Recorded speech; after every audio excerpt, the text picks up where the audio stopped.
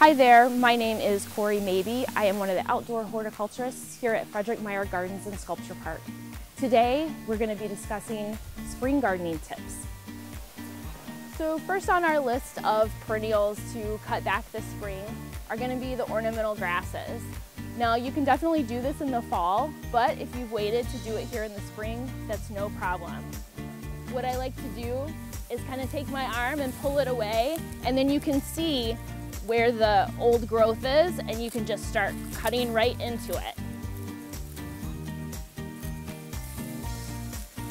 One thing I don't think people understand is that perennials are quite hardy and that you can really get in there, and the more you cut them back, the more they're going to grow bigger and lusher for you this coming summer. Now we've finished pruning back our ornamental grass. As you can see, it's quite a bit smaller than it was when we started with. The rule of thumb with ornamental grasses is that you can cut them down basically as far as you can get them, and what that does is it allows the sun to reach as many of these shoots as possible so that you can get a full grass and not have any holes in the middle of it. Next up, I've chosen to talk about two very widely used perennials here in West Michigan. Right now, of course, they look like a little pile of sticks, but this is a salvia right here, and then just behind it is a sedum, autumn joy. And so what we usually do with these here in the spring, a lot of times the leaves are all caught up into those old stems, and so you just want to pull those away.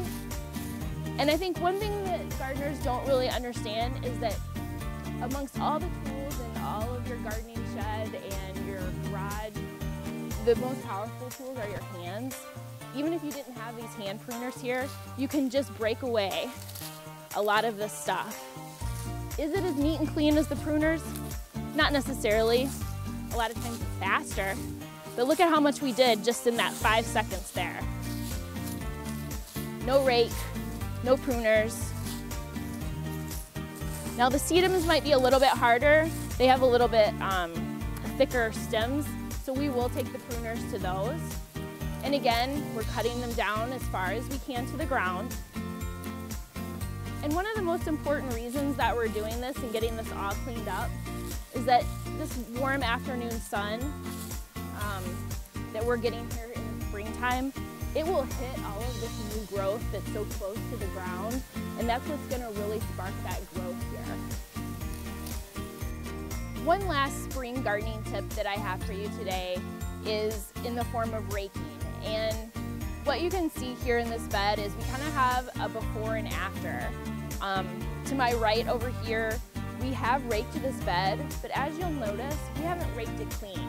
You're still going to notice some leaves, some twigs, and some debris. And what that does is that still adds some nutrients back into the soil. The more you rake out of here, the more you're going to have to add in the way of fertilizer and compost.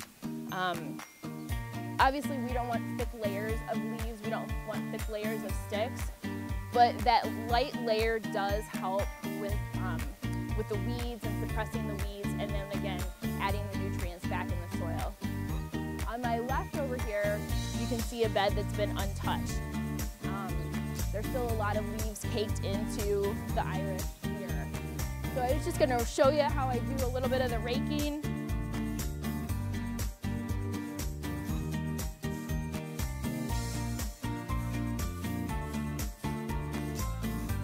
What this also does is kind of fluff up some of the leaves that have been matted down throughout the winter that the snow's piled on, and it gets the soil and it gets that ground ready for the growth of the spring.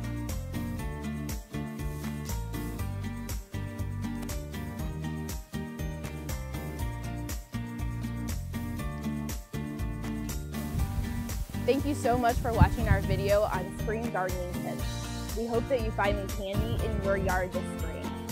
Also, we hope to see you out here at Meijer Gardens.